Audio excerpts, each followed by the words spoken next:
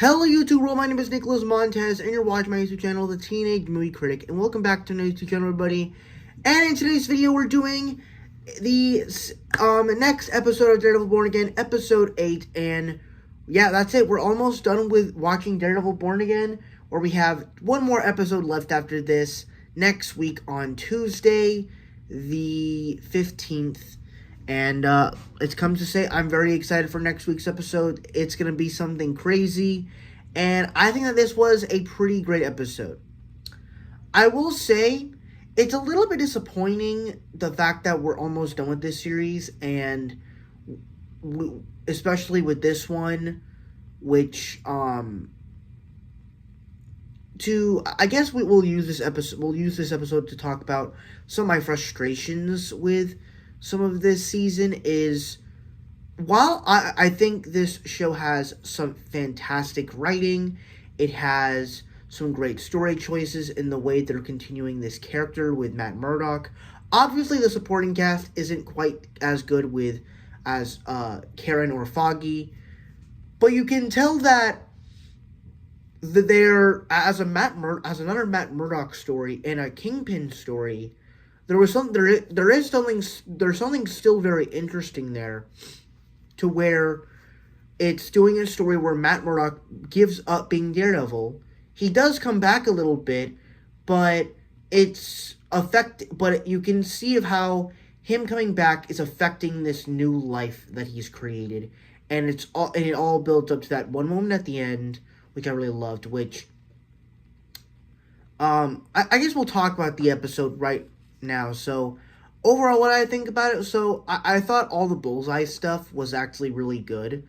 I was kind of questioning, I'm like, so yeah, now that I think about it, it was kind of not obvious that he was going to survive that fall in episode 1, because we literally saw him in handcuffs in the trailers.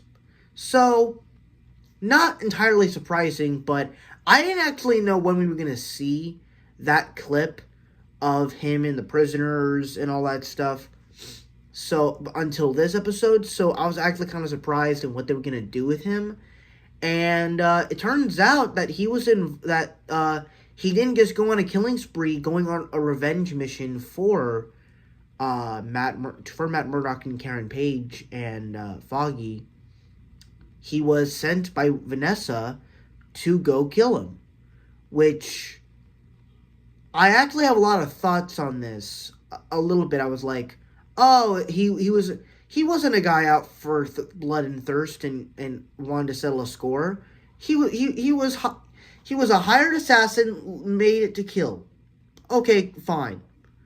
But there are some interesting things about that. We'll talk about that with the Vanessa and Wilson and Daredevil stuff. So let's talk about Bullseye. I thought all the Bullseye stuff was great.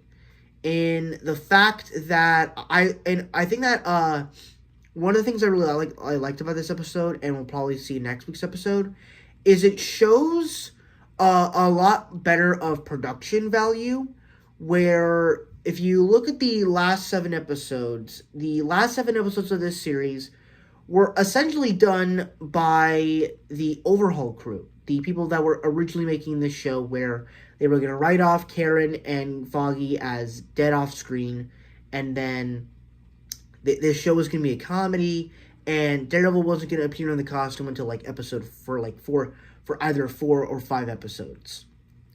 Well, obviously they edited it up, and you saw what the show was going to be like in episode 5. We got Daredevil back in the costume in episode 6.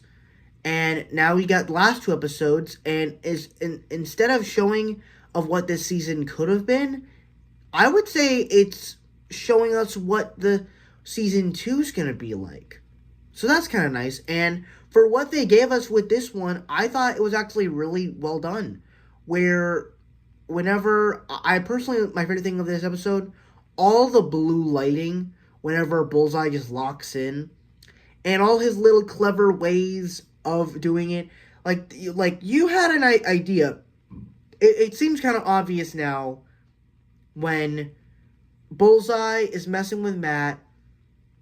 If you want me to tell you why did I kill Foggy, I need to be outside.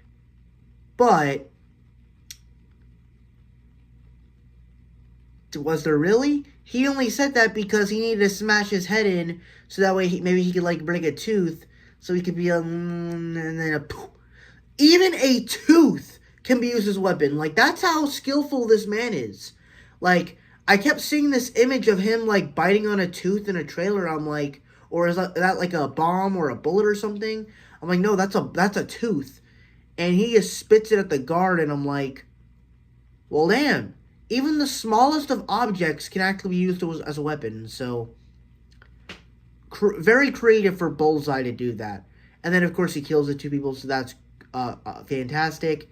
And then he escapes and goes to Wilson Fisk and Vanessa's ball, in which they try, and Bullseye tries to kill Wilson Fisk.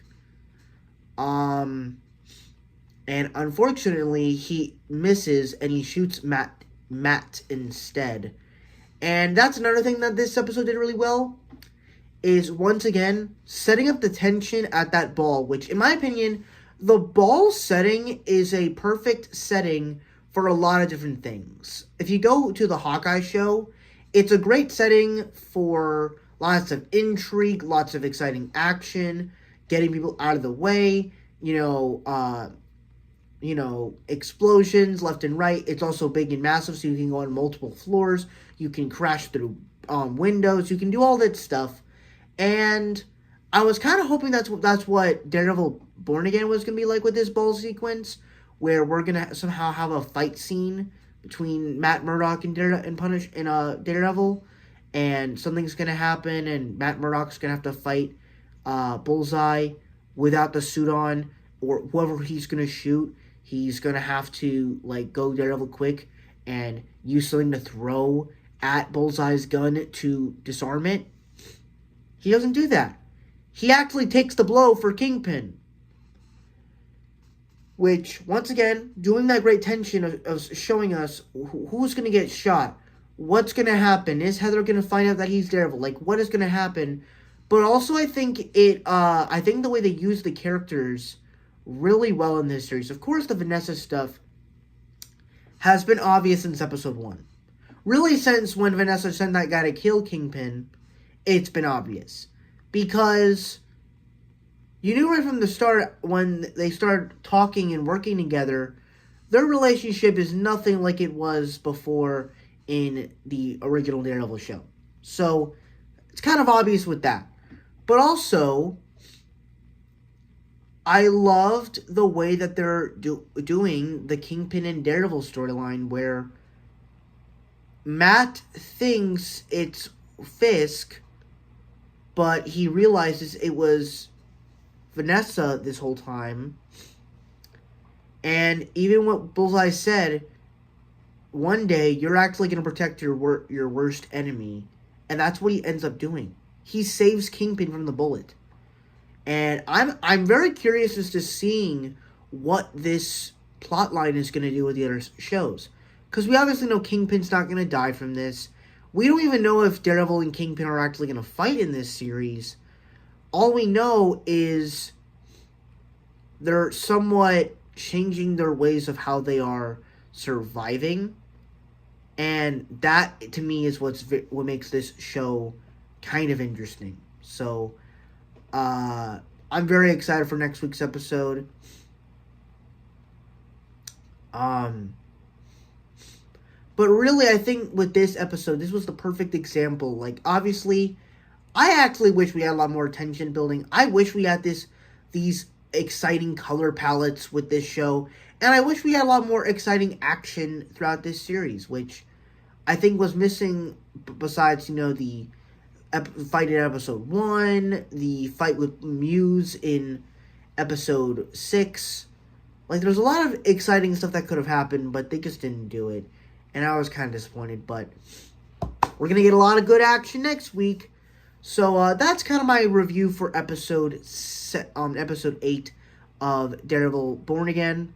Thank you guys for watching. I really hope you enjoyed. Don't forget to like, comment, and subscribe. And I'll see you guys in the next video. Bye-bye.